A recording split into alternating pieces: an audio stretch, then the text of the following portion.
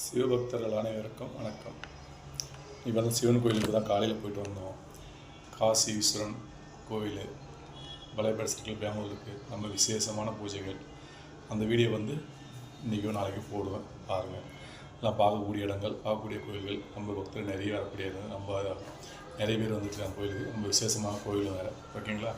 இன்றைக்கி ஒரு ரெசிபி செஞ்சிடலாம். பார்த்தீங்கன்னா இது எப்படி தெரியுது, சூப்பராக இருக்குது பார்த்தீங்களா? இது வாழைத்தண்டு போல தான் இருக்குது. இது வந்து முருங்கல் குருத்து.